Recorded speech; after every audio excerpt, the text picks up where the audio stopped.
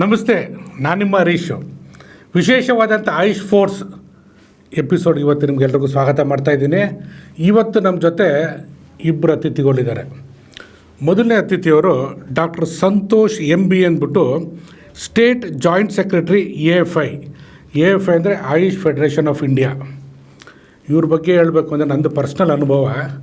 Basically ಇವರು ಜೈನರು, ಆದರೆ ಆಯುಷ್ ವಿಚಾರಕ್ಕೆ ಬಂದರೆ ಈಸ್ ಕ್ಷತ್ರಿಯ. ಒಳ್ಳೆ ಹೋರಾಟಗಾರರು, ನ್ಯಾಯಬದ್ಧವಾದಂಥ ಹೋರಾಟಗಾರರು, ಮನುಕುಳಕ್ಕೆ ಒಳ್ಳೇದು ಮಾಡೋದಕ್ಕೋಸ್ಕರ ಎನಿ ಟೈಮ್ 24/7 ನಿಲ್ಲುವಂಥ ವ್ಯಕ್ತಿ. ಡಾಕ್ಟ್ರೇ ಸ್ವಾಗತ. ನಮಸ್ಕಾರ ಸರ್. ನಮಸ್ಕಾರ. ಇನ್ನೊಬ್ಬರು ನಮ್ಮ ಜೊತೆ ಇದ್ದಾರೆ, ಡಾಕ್ಟರ್ ಶಂಕರಾನಂದ್ ಅಂದ್ಬಿಟ್ಟು AFI ಬೆಂಗಳೂರು ರೂರಲ್ ಆ್ಯಂಡ್ ನಾರ್ತ್ಗೆ ಪ್ರೆಸಿಡೆಂಟ್ ಆಗಿದ್ದಾರೆ. ಇವ್ರದ್ದು ನೆಲಮಂಗಲದಲ್ಲಿ ಕ್ಲಿನಿಕ್ ಇದೆ. ಬೆಂಗಳೂರು ರೂರಲ್ಲು ನಾರ್ತ್ ವಿಚಾರಕ್ಕೆ ಏನೇ ಬಂದರೂ ಕೂಡ ಒಂದು ಫೈರಂಗೆ ನಿಲ್ಲುವಂಥ ವ್ಯಕ್ತಿ. ಆಯುಷ್ ವಿಚಾರಕ್ಕೆ ಯಾರೇ ಬಂದ್ರೂ. ಡಾಕ್ಟ್ರೇ ನಮಸ್ಕಾರ. ನಮಸ್ಕಾರ ಡಾಕ್ಟ್ರ್, ಇವತ್ತು ನಾನು ಪ್ರಶ್ನೆ ಕೇಳೋ ಮುಂಚೆ ಮೊದಲನೇದಾಗಿ ಈ ಆಯುಷ್ ಫೆಡರೇಷನ್ ಆಫ್ ಇಂಡಿಯಾ ಏನದು, ಹೆಂಗೆ ಸ್ಥಾಪನೆ ಆಯಿತು, ಅದ್ರ ಬಗ್ಗೆ ಸ್ವಲ್ಪ ಬ್ಯಾಕ್ಗ್ರೌಂಡಲ್ಲಿ ಡಾಕ್ಟ್ರ್. ನಂಗೆ ಇನ್ನೂ ನೆನಪಿದೆ, 2010 May 15 ಅನ್ಸುತ್ತೆ ಐ ಥಿಂಕ್. ಅವತ್ತೊಂದು ಡಿಸೈಡ್ ಮಾಡಿದ್ವಿ ನಾವು ಎಲ್ಲರೂ ಸೇರಿ ಒಂದು ಅಸೋಸಿಯೇಷನ್ ಮಾಡೋಣ. ನಮ್ಮ ಆಯುಷ್ ಎಸ್ಪೆಷಲಿ ನಮ್ಮದು ಇದು AFI ಬೇಸ್ ಇರೋದು ಪ್ರೈವೇಟ್ ಪ್ರಾಕ್ಟೀಸ್ ಮಾಡುವಂಥ ಆಯುಷ್ ಡಾಕ್ಟ್ರನ್ನ ಸೇಫ್ ಮಾಡೋದು ಅಂತ. ಅಂದರೆ ಅವ್ರಿಗೇನೋ ಕುಂದು ಕೊರತೆ ತೊಂದರೆ ಆದರೂ ಸಹಿತ ಅಲ್ಲೋಗಿ ನಾವು ನಿಲ್ಲಬೇಕು.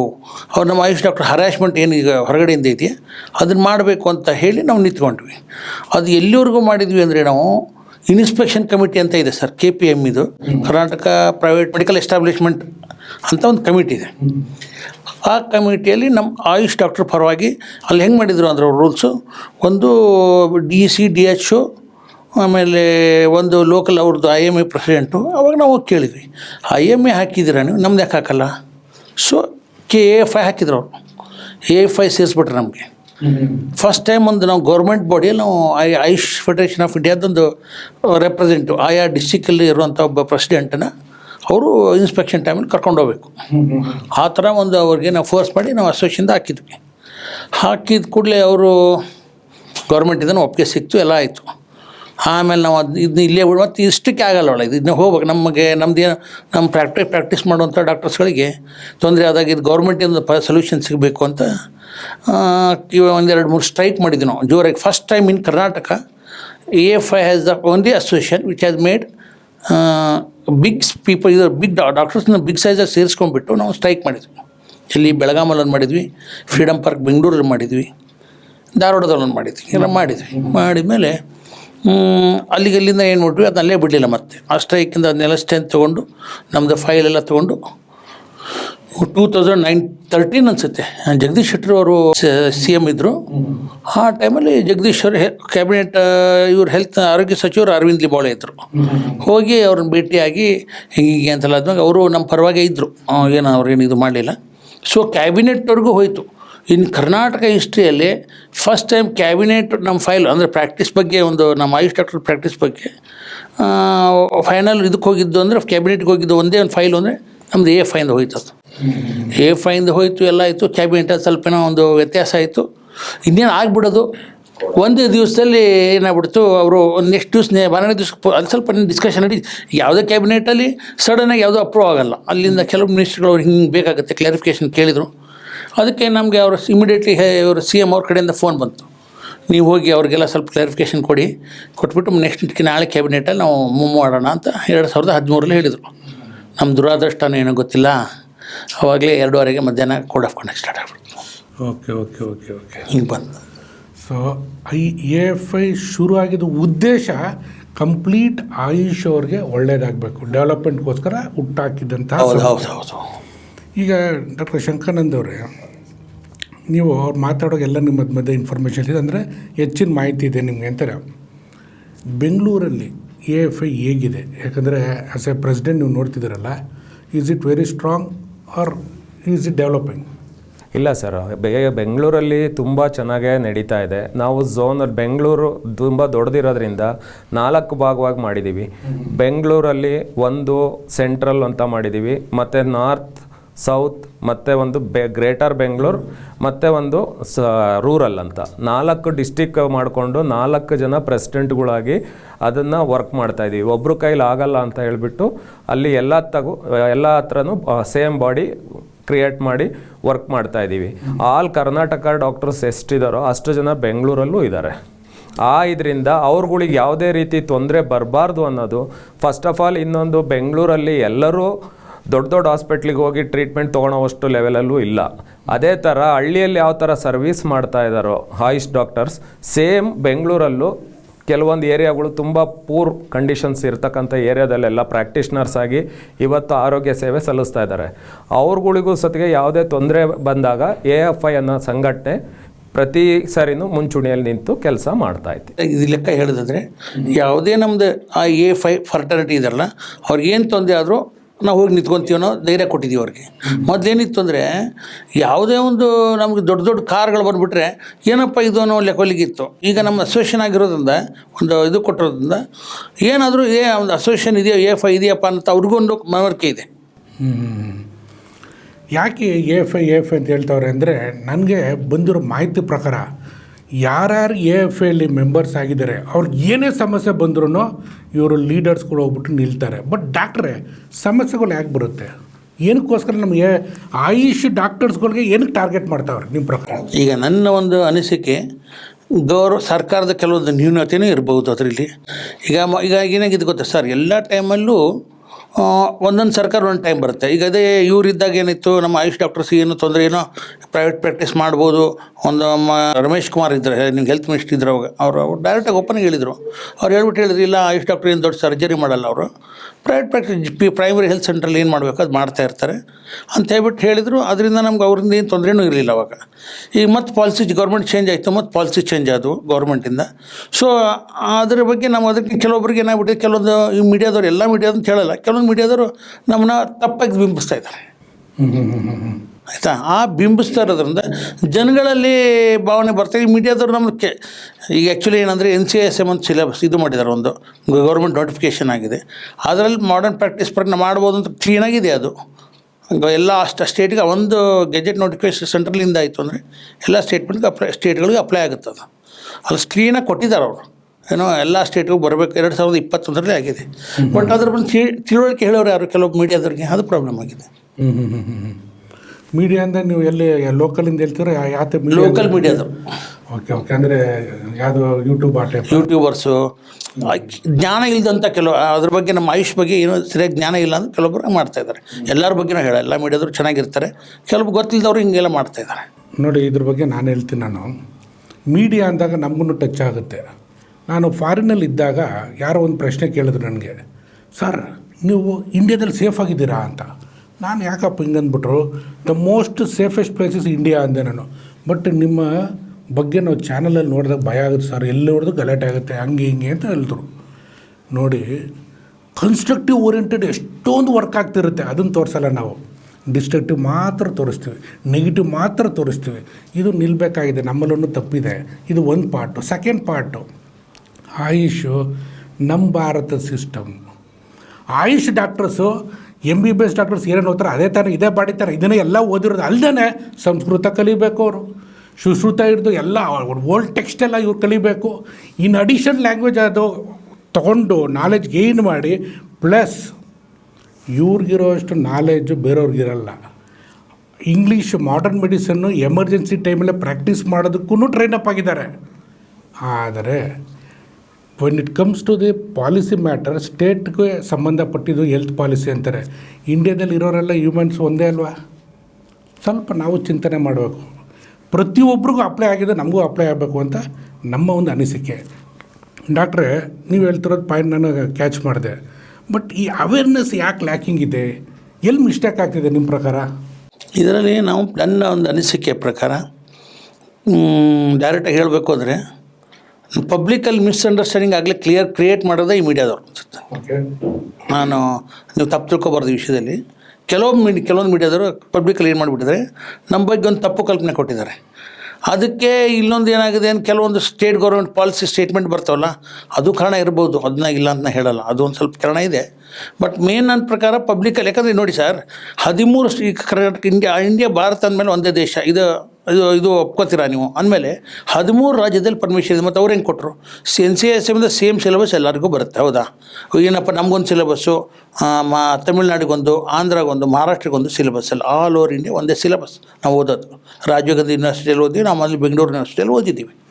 ಈ ಸಿಲೆಬಸ್ ಇಟ್ಕೊಂಡು ಅವರು ಪರ್ಮಿಷನ್ ಕೊಟ್ಟ ಮೇಲೆ ಕೆಲವೊಂದು ಅವ್ರದ್ದು ಏನಾದ್ರು ಇರ್ತವೆ, ಕೆಲವೊಂದು ಪ್ರಾಬ್ಲಮ್ ಇರ್ತವೆ, ನಾವು ಇಲ್ಲ ಅಂತ ಹೇಳಲ್ಲ. ಅವ್ರು ಇಟ್ಕೊಂಡು ನಮ್ಮ ಆಯುಷ್ ಡಾಕ್ಟರಿಗೆ ಡೈರೆಕ್ಟಾಗಿ ಪರ್ಮಿಷನ್ ಕೊಡೋದಂಗೆ ಏನೋ ಒಂದು ನಮ್ಮ ಕ್ವೈರಿ ಹಾಕ್ಬಿಟ್ಟು ಈ ಥರ ಮಾಡ್ತಾಯಿದ್ದಾರೆ. ಅದು ಮೀಡಿಯಾದವ್ರಿಗೆ ಅರ್ಧ ತಿಳ್ಕೊಂಡಿದ್ದಾರೆ ಅದ್ರ ಬಗ್ಗೆ. ಈಗ ಮೀಡಿಯಾದವ್ರಿಗೆ ನೋಡಿ NCSM ಗೆಜೆಟ್ ನೋಟಿಫಿಕೇಶನ್ ಆಗಿರೋದು ಗೊತ್ತು, ಅವ್ರಿಗೆ ಹೇಳೋಕ್ಕಾಗಲ್ಲ. ನಾವು ಎಲ್ಲರಿಗೂ ಹೋಗಿ ತೋರಿಸ್ಬೇಕು. ಈಗ ಅದಕ್ಕೆ ಅವ್ರು ಇವರು ಒಂದು ಇದು ಮಾಡಿದ ಬುಕ್ ರೆಡಿ ಮಾಡಿದ್ದಾರೆ, ಅದು ಹೇಳ್ತಾರೆ ಅವ್ರ ಮುಂದೆ. ಅದು ನೋಟಿಫಿಕೇಷನ್ ಅವ್ರ ಜನಗಳಿಗೆ ಅವ್ರಿಗೆ ಮೀಡಿಯಾದವ್ರು ತೋರಿಸಿದ ತಕ್ಷಣ ಅವ್ರು ಸುಮ್ಮನೆ ಹೋಗ್ತಾರೆ. ಬಟ್ ಅವ್ರಿಗೆ ಗೊತ್ತಿಲ್ಲದವ್ರು ಕೆಲವೊಂದು ಅದ್ರ ಬಗ್ಗೆ ಜ್ಞಾನ ಇಲ್ಲದವರು ನಮ್ಮ ಬಗ್ಗೆ ಹಿಂಗೆ ತಪ್ಪಾಗಿ ಅಪಪ್ರಚಾರ ಮಾಡ್ತಾಯಿದ್ದಾರೆ. ಈ ಸಂದರ್ಭದಲ್ಲಿ ನಿಮ್ಮ AFIಗೆ ನಾನೊಂದು ಚಾಲೆಂಜ್ ಕೊಡ್ತೀನಿ. ಎಂಟೈರ್ ಮೀಡಿಯಾ ಅವ್ರಿಗೆ ಒಂದು ಅವೇರ್ನೆಸ್ ಕ್ರಿಯೇಟ್ ಮಾಡೋದು ಒಂದು ದೊಡ್ಡ ಆಂದೋಲನ ನಡಿಬೇಕಾಗಿದೆ. ಅದು ನಮ್ಮ ಆಯುಷ್ ಟಿವಿ ಮುಖಾಂತರ ನಾನು ಮಾಡಿಸ್ತೀನಿ. ನಾನು ಏನಕ್ಕೆ ಅಂದರೆ ಮೀಡಿಯಾ ತಪ್ಪಲ್ಲ, ಅವ್ರಿಗೆ ನಾಲೆಜ್ ಗೊತ್ತಿಲ್ಲ ಅಂತ ನೀವು ಹೇಳ್ತಿದ್ದೀರ. ಇದ್ರ ಬಗ್ಗೆ ಒಂದು ಅವೇರ್ನೆಸ್ ಕ್ಯಾಂಪೇನ್ ಯಾಕೆ ಮಾಡಬಾರ್ದು? ಏನಕ್ಕೆ ಅಂದರೆ ನಿಮಗೆ ಗೊತ್ತು, ಗ್ಲೋಬಲ್ ವೆಲ್ಬೀಯಿಂಗ್ ಕಾನ್ಫರೆನ್ಸ್ 2025ರಲ್ಲಿ ಒಂದು ಇತಿಹಾಸ ಕ್ರಿಯೇಟ್ ಆಯಿತು. 2026ರಲ್ಲಿ ನಾವು ಮಾಡ್ತಾ ಇದ್ದೀವಲ್ಲ, ಬಿಫೋರ್ ದಟ್ ಪ್ರೀ ಕಾನ್ಫರೆನ್ಸ್ 2008ರಲ್ಲಿ ಇದನ್ನು ಯಾಕೆ ಮೇಜರ್ ಅಜೆಂಡಾ ಇಟ್ಕೋಬಾರ್ದು? 224 ಕ್ಷೇತ್ರದಲ್ಲೂ ಎಲ್ಲ ಮೀಡಿಯಾದವ್ರನ್ನ ಕರೆಸ್ಬಿಟ್ಟು ಅವೇರ್ನೆಸ್ ಒಂದು ನಾವು ಮಾಡ್ತೀವಿ. ಆಯುಷ್ ಟಿವಿ ಅವರು ನೀವು ಒಟ್ಟಿಗೆ ಸೇರ್ ಮಾಡ್ತೀರಾ? 100% ಅದಕ್ಕೆ ನಿಮ್ಮ ಜೊತೆ ಇದೆ, ಗ್ಯಾರಂಟಿನಾ? 100%. ಸೊ ಇದಾಯಿತು ಅಂದರೆ ಪ್ರಾಬ್ಲಮ್ಮು ಮೀಡಿಯಾದಲ್ಲ, ಅವೇರ್ನೆಸ್ ಇರೋದು, ಕ್ಲಾರಿಟಿ ಬರುತ್ತೆ. ಹೌದು. ಆಮೇಲೆ ಇವತ್ತು ಆಯುಷ್ ಸಿಸ್ಟಮ್ಮು ನಮ್ದು ರೀ, ದಯವಿಟ್ಟು ಹೇಳ್ತಾ ಇದ್ದೀರಿ. ಇವರೆಲ್ಲ ನಮ್ಮ ಡಾಕ್ಟರ್ಸು. ಆಯುಷ್ ಡಾಕ್ಟರ್ಸ್ ಇಲ್ಲದೆ ಹೋದ್ರೆ ಗತಿ ಏನು ಗೊತ್ತಾ ನಿಮಗೆ? ಹಳ್ಳಿ ಕಡೆ ಹೋಗಿ ನೋಡಿ, ಬೇಡ ಬೆಂಗಳೂರು ರೂರಲಲ್ಲಿ ಹೋಗಿ ನೋಡಿ ಎಷ್ಟು ಕಷ್ಟ ಇದೆ. ಈ ನಿಟ್ಟಿನಲ್ಲಿ ಇದು ಉಳಿಸ್ಕೋಬೇಕಾಗಿರೋದು ಇವ್ರುಗಳ ಕರ್ತವ್ಯ ಅಲ್ಲ, ನಮ್ಗಳ ಕರ್ತವ್ಯ ಅಂತ ಈ ಸಂದರ್ಭದಲ್ಲಿ ಹೇಳ್ತಾ ಇದ್ದೀನಿ. ಇಂಟ್ರಪ್ಷನ್ ಮಾಡ್ತೀನಿ. ನಿಮ್ಗೆ ಗೊತ್ತಿರಬೇಕು, ಒಂದು WHO ರೂಲ್ಸ್ ಇದೆ, ಆಯಿತಾ? ಅದ್ರ ಪ್ರಕಾರ 1000 ಜನಗಳಿಗೆ ಅಂದರೆ 1000 ಪಬ್ಲಿಕ್ಕಿಗೆ ಒಬ್ಬ ಡಾಕ್ಟರ್ಸ್ ಇರಬೇಕು ಅಂತ ಇದೆ. ಅದು ನಿಮಗೂ ಗೊತ್ತಿರುತ್ತೆ ಅಂತಲ್ವಾ? ಆದರೆ ಏನು ಇಶ್ಯೂ ಆಗಿದೆ ಅಂದರೆ ನಮ್ಮ ಇಂಡಿಯಾದಲ್ಲಿ ಅಷ್ಟು ಜನ ಇಲ್ಲ. ನಿಮ್ಮನ್ನು ತಿಳ್ಕೊಳ್ಳಿ ಅದನ್ನ. ಇವನ್ನ ಸೆಂಟ್ರಲ್ ಹೆಲ್ತ್ ಮಿನಿಸ್ಟ್ರಿ ಇದ್ರ ಬಗ್ಗೆ ಓಪನ್ ಆಗಿ ಹೇಳಿದರು, ನಮಗೆ ಆಯುಷ್ ಡಾಕ್ಟರ್ ಸಪೋರ್ಟ್ ಇರೋದ್ರಿಂದ ಒಂದು ರೇಂಜಲ್ಲಿ W ರೇಂಜಲ್ಲಿ ಫುಲ್ ಇಲ್ಲ, ಈಗಲೂ ನಾವು ಒಂದು ರೇಂಜಲ್ಲಿ ಇದ್ದೀವಿ. ಅವರು ಓಪನ್ ಆಗಿ ಹೇಳಿದರು. ಅದಕ್ಕೆ ಅವರು ಇವರು ಮೋದಿ ಗೌರ್ಮೆಂಟಲ್ಲಿ ಸೆಂಟ್ರಲ್ ಗೌರ್ಮೆಂಟಿಂದ NMC ಏನು ಮಾಡಿದ್ರು, ನ್ಯಾಷನಲ್ ಮೆಡಿಕಲ್ ಕೌನ್ಸಿಲಲ್ಲಿ ನಮ್ಮ ಆಯುಷ್ ಡಾಕ್ಟರ್ ಪ್ರಾಕ್ಟೀಸ್ ಮಾಡಬೇಕು ಅಂತಲೇ ಕೊಟ್ಟರು ಅವರು. ಎಲ್ಲ ಆಯುಷ್ ಡಾಕ್ಟರ್ಸ್ಗಳು ಪ್ರೈಮರಿ ಹೆಲ್ತ್ ಸೆಂಟ್ರಲ್ಲಿ ಮಾಡರ್ನ್ ಪ್ರಾಕ್ಟೀಸ್ ಮಾಡಲಿ ಅಂತಲೇ ಅವರೊಂದು ರೂಲ್ಸ್ ಮಾಡಿದರು. ಬಟ್ ಮತ್ತೆ ಅಲ್ಲಿ ಅದು ಹೇಳ್ತಿಲ್ವ, ಕೆಲವೊಂದು ಪಟ್ಟಭದ್ರ ಹಿತಾಸಕ್ತಿ ಅಂತಲ್ಲ ಅಂಥವೆಲ್ಲ ಸೇರಿ ಮತ್ತು ಕರ್ನಾಟಕದಲ್ಲಿ ಅದೊಂದು ಇಶ್ಯೂ ಆಗಿತ್ತು.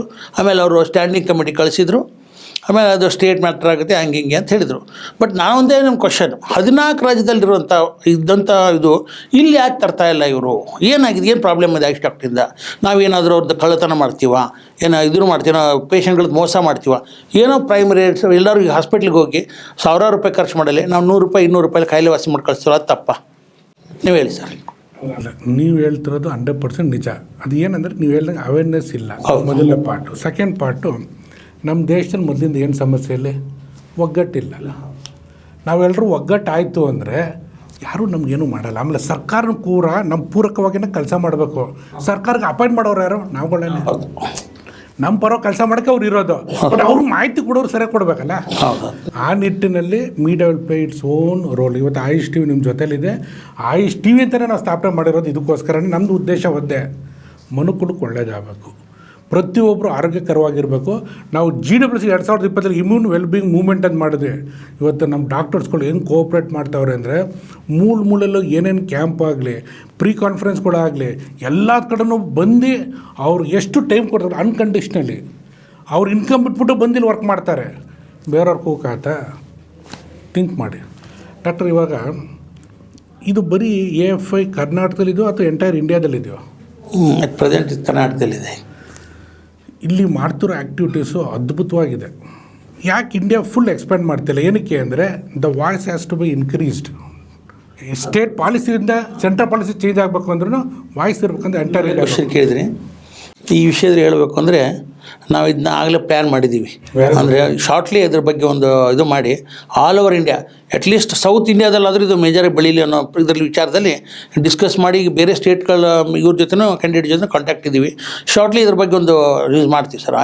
EFI ಅನ್ನೋದು ದಕ್ಷಿಣ ಭಾರತಕ್ಕೊಂದು ಹೋಯಿತು ಅಂದರೆ ನೆಕ್ಸ್ಟ್ ಸೆಂಟ್ರಲ್ ಅಥವಾ ಅಷ್ಟು ಆಲ್ ಓವರ್ ಇಂಡಿಯಾ ಮಾಡೋದು ಈ ವಿಚಾರದಲ್ಲಿ ನಾವು ಇದ್ದೀವಿ. ಈಗ ಮಾಡ್ತೀವಿ ಅದನ್ನ, ಆದಷ್ಟು ಬೇಗ ಅದನ್ನ ಆ ಕಾರ್ಯವನ್ನು ಸಂಪೂರ್ಣ ಮಾಡೋ ಒಂದು ಇದು ಇಟ್ಕೊಂಡಿದ್ವಿ, ವಿಶ್ವಾಸ ಇಟ್ಕೊಂಡಿದ್ವಿ. ಎಲ್ಲ ನಿಮ್ಮಂಥವ್ರ ಆಶೀರ್ವಾದ, ದೇವರ ಆಶೀರ್ವಾದ ಖಂಡಿತವಾಗ್ಲೂ ಆಗುತ್ತೆ. ಯಾಕಂದರೆ GWC 2025 ಸಕ್ಸಸ್ ಆದಕ್ಕೆ ಮ್ಯಾಕ್ಸಿಮಮ್ ಸಪೋರ್ಟು EFI ಇಂದಾಗಿತ್ತು. ಧನ್ಯವಾದ. EFI ಇಲ್ಲದೆ ಹೋಗಿದ್ರೆ ಸಕ್ಸಸ್ ಆಗ್ತಿದ್ದಿಲ್ಲ. 2026 ನಮ್ಮ ಸ್ಟ್ರೆಂತ್ನ ತೋರಿಸ್ಬೇಕಾಗಿದೆ. ನಿಮ್ಮ EFI ಸಂಪೂರ್ಣವಾದಂಥ ಸಪೋರ್ಟ್ ಬೇಕಾಗಿದೆ. ಇದ್ರ ಬಗ್ಗೆ ತಾವೇನು ಹೇಳ್ತೀರಾ? ನೋಡಿ ಸರ್, ಈ ವಿಷಯದಲ್ಲಿ ಇವತ್ತೇ ಓಪನ್ನಾಗಿ ನಮ್ಮ ಕ್ಯಾಮ್ರಾ ಮುಂದೆ ನಿಮಗೆಲ್ಲ ಹೇಳ್ತಾ ಇದ್ದೀನಿ. ನೀವು ಮಾಡ್ತಿರೋ ಈ ಒಂದು ಉತ್ತಮ ಕಾರ್ಯಕ್ಕೆ, ಯಾಕಂದರೆ 2025ರಲ್ಲಿ ನಿಮ್ಮ ಬಗ್ಗೆ ನನಗೆ ಒಂದು ಏನು ಖುಷಿ ಆಯಿತು ಅಂದರೆ, ಡೈರೆಕ್ಟಾಗಿ ಹೆಲ್ತ್ ಮುಖ್ಯ ಇದು ನಮ್ಮ ಆರೋಗ್ಯ ಸಚಿವರಾದಂಥ ಗುಂಡೂರು ಅವ್ರದ್ರಿಗೆ ಡೈರೆಕ್ಟಾಗಿ ನಾವು ಕೇಳ್ತಾ ಇರೋದು, ನಮ್ಮ ಆಯುಷ್ ಡಾಕ್ಟರ್ ಕೇಳ್ತಾ ಇರೋದು ನಿಮ್ಮ ಹತ್ರ ಇದು ಅಂತ ಹೇಳ್ಬಿಟ್ಟು ಅವ್ರ ಹತ್ರ ಅವರೆಲ್ಲೂ ಎಸ್ ಅನ್ಸ್ಕೊಂಡು ಮಾತಾಡೋ ತಂದಿದ್ದೀರಾ. ಈಗ ನಾವು ಏನಂತೀವಿ, ನಾವು ತನುಮನಧನದಿಂದ ನಮ್ಮ EFIಯಿಂದ ಇತ್ತು ನಮ್ಮ ಆಯುಷ್ ಡಾಕ್ಟರ್ ಎಲ್ಲರಿಗೂ ಇದಕ್ಕೆ ಬರೋಂಗೆ ನಿಮ್ಮ ಒಂದು ಏನು ಇದು ಗ್ಲೋಬಲ್ ವೆಲ್ಬಿಂಗ್ ಮಾಡ್ತಾರೆ 26 ಅದಕ್ಕೆ ಎಲ್ಲರೂ ನಮ್ಮ ಬೆಂಗಳೂರು ಡಿವಿಷನ್ ಇರುವಂಥ ಡಾಕ್ಟರ್ಸು ಆಲ್ ಓವರ್ ಕರ್ನಾಟಕ ಬರೋ ಒಂದು ಪ್ರಯತ್ನ ಅಂತೂ ನಾವು ನಮ್ಮ ಇದರಿಂದ ಶಕ್ತಿ ಮೀರಿ ಮಾಡ್ತೀವಿ. ನಾವು ಆದಷ್ಟು ಬೇಗ ಆದಷ್ಟು ಜಾಸ್ತಿ ನಮ್ಮ ಆಯುಷ್ ಡಾಕ್ಟರ್ಸ್ ಈ ಸತಿ ಕಾನ್ಫರೆನ್ಸ್ ಭಾಗಿಯಾಗಿ ನೀವು ಹೇಳ್ದಂಗೆ ಆಗಲೇ ಒಂದು ಮಾತು ಹೇಳಿದ್ರಿ, ಒಗ್ಗಟ್ಟು ನಮ್ಗೆ ತೋರಿಸ್ಬಿಟ್ರೆ ಮಿನಿಸ್ಟ್ರುಗಳು ಸಹಿತ ನಮಗೊಂದು ಸಪೋರ್ಟ್ ಕೊಡ್ತಾರೆ ಅನ್ನೋ ಧೈರ್ಯ ನಮಗೆ ನಿಮ್ಮಿಂದ ಬಂದಿದೆ. ಈಗ ತುಂಬ ಧನ್ಯವಾದಗಳು. ಏನಕ್ಕೆ ಅಂತ ಇದ್ದೀನಿ ಅಂದರೆ, ಯುನೈಟೆಡ್ ಆಯಿತು ಅಂದರೆ, ನಾನು ಹಿಂದೆ ಒಂದು ವಿಕಾಸ ದರ್ಪಣದಲ್ಲಿ ಹೇಳಿದೆ, ಮಹಾತ್ಮ ಗಾಂಧೀಜಿಯಿಂದ ಸ್ವಾತಂತ್ರ್ಯ ಬಂದಿಲ್ಲ, ಮಹಾತ್ಮ ಗಾಂಧೀಜಿಗೆ ಬೆಲೆ ಕೊಟ್ಟು ಜನರು ಒಟ್ಟಿಗೆ ಸೇರಿದ್ರು, ಯುನೈಟೆಡ್ ಆದರೂ ಬ್ರಿಟಿಷರೇ ಬಿಟ್ಟೋದ್ರು. ಇಲ್ಲಿ ನಾವು ಯುನೈಟೆಡ್ ಆಯಿತು ಅಂದರೆ ಯಾವುದೇ ಸರ್ಕಾರ ಬಂದ್ರೂ ಪೂರಕವಾಗಿ ಕೆಲಸ ಮಾಡಲೇಬೇಕು. ಏನಕ್ಕೆ ಅಂತ ಹೇಳ್ತೀನಿ, ಇವಾಗ ನೋಡಿ, ನಮ್ಮ GWC 2026ಕ್ಕೆ ಮಿನಿಮಮ್ 15,000 ಜನ ಡಾಕ್ಟ್ರು ಬರ್ತಾರೆ, ಗ್ಯಾರಂಟಿ ಇದು. ಒಂದು ಡಾಕ್ಟರ್ಗೆ ವರ್ಷ ಅಂದರೆ 1,000 ಪೇಷಂಟ್ಸ್ ಇರ್ತಾರೆ. ಜಸ್ಟ್ ಇಮ್ಯಾಜಿನ್, 15,000 ಇಂಟು 1,000 ಎಷ್ಟು ಜನ ಆದರು? ಸರ್ಕಾರ ಯೋಚನೆ ಮಾಡಬೇಕಾಗುತ್ತೆ. ದಯವಿಟ್ಟು ನನಗೇನು ರಿಕ್ವೆಸ್ಟು ಅಂದರೆ, it is for the good for the humanity. ಈ ಸಪೋರ್ಟ್ ಸಿಸ್ಟಮ್ ಬೇಕೇ ಬೇಕಾಗಿದೆ.